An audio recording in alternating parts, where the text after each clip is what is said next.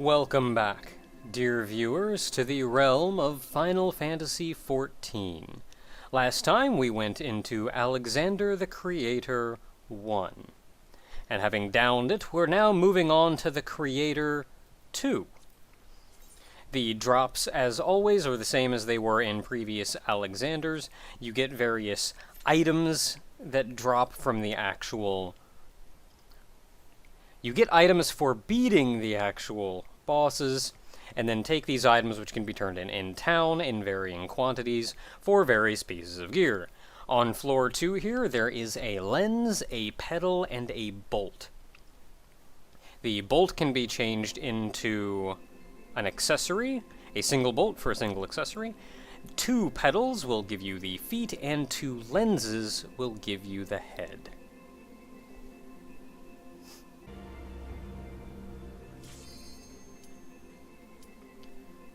You on this one felt like it was taking a little while.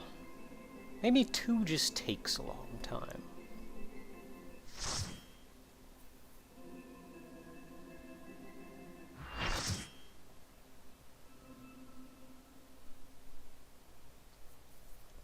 Now the Creator Floor 2, I feel, is probably the easiest of the floors in the Creator.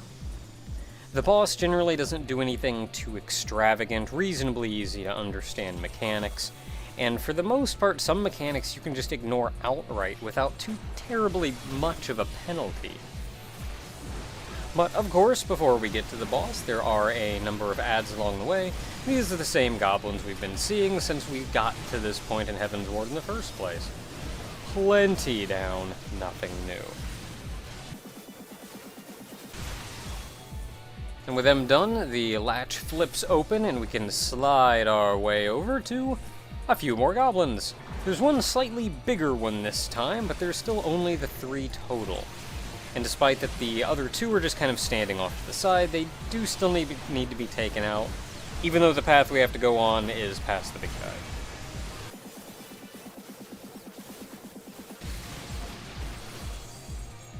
Latch number 2 opens up, and we can ride the next rail over.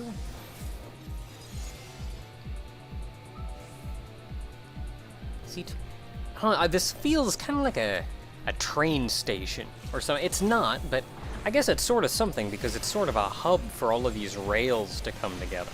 And I think it's neat that you saw the Gobwalkers riding the rails. I don't think we've ever seen an enemy ride the rails before.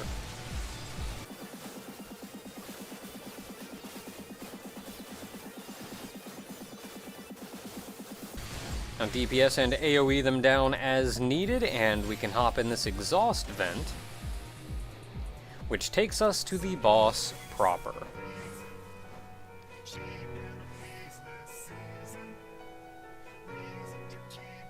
Now probably the first thing you're going to notice in here is that there are 3 icons along the ground.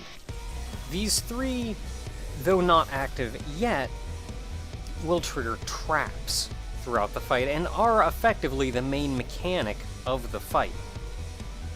You can step on these, and the boss can step on these, so do be careful. They're not active at the very start of the fight, so you at least have a few seconds of breathing room.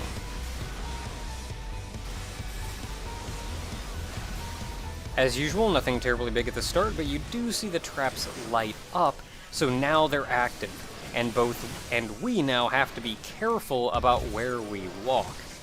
Now, the boss can be dragged around to not stand on them, but he will go out of his way to hit them on occasion. Now, you see the red arrow over that person's head and the various arrows connecting him to the boss.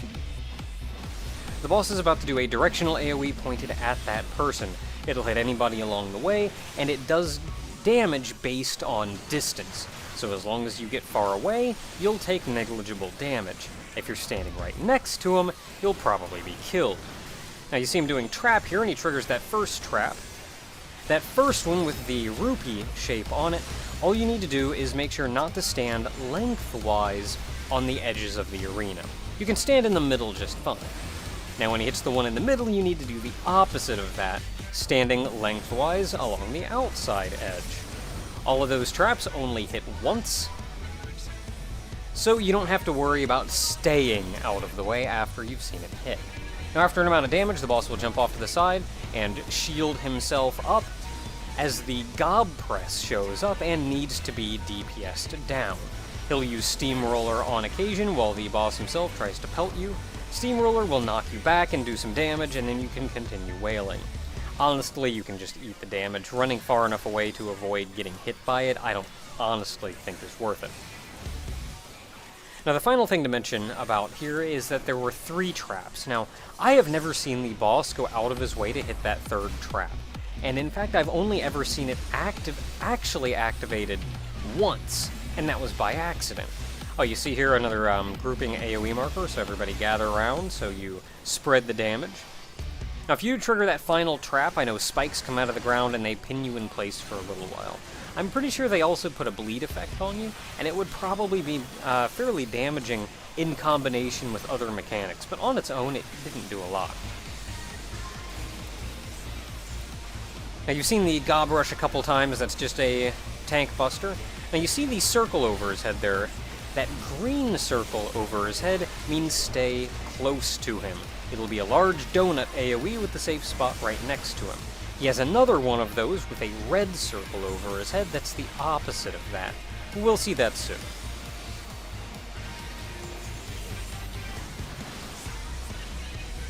Single charge again, there's the red circle as I mentioned.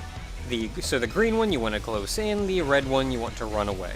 Now getting hit by these does do a knockback and an amount of damage. No, it actually does not do a knockback. It does do a small amount of damage, but more importantly, it puts a stacking vulnerability up debuff on you. So if you just stand around and eat all of those, eventually you're going to be taking some pretty rad damage. Though honestly, as long as you're avoiding the major mechanics, you're not going to be taking so much damage from that it's that big a deal. Now we introduce one final deal here, which are these buzzsaws coming in from the side. Now these only go over top of the trap switches, so as long as you're standing in the middle like we are, you just won't get hit by them. And you do have an amount of heads up when they're going to show up. You see them rise up on the sides and you can get out of the way. Now you saw him activate the first one there, so stay in the middle, and then the second one, so immediately hop over after the first one to get out of the way for the second one. We're about done with mechanics for the boss, though. We again see the red arrow going out, so the boss is going to do the directional AoE over there, as long as that person is standing far enough away, which they were. They didn't take a lot of damage. Now to add spawn, the Goblins of Fortune, these guys do need to be DPS down fairly quickly. I think if you wait long enough, they'll explode, damaging the party. As goblins are wont to do, what with their fondness for bombs. But once those are DPS down, you can head right back to fighting Lame Bricks. Is that his name? Lame Bricks?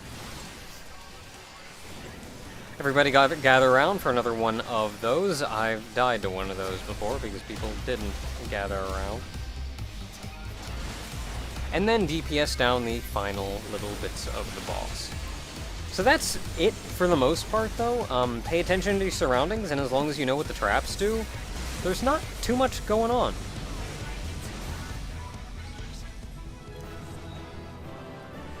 Opening up the treasure coffers once again grants us 4 items to choose from. And today I'm hoping for a pedal. And with an 87, I just may get it.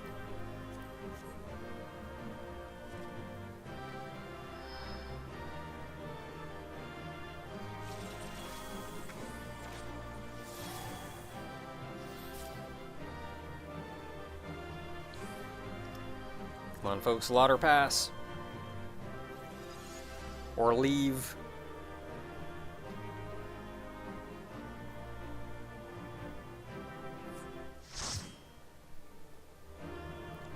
Lauder Pass. Hey! Until next time, everyone, when we move on to the Creator 3.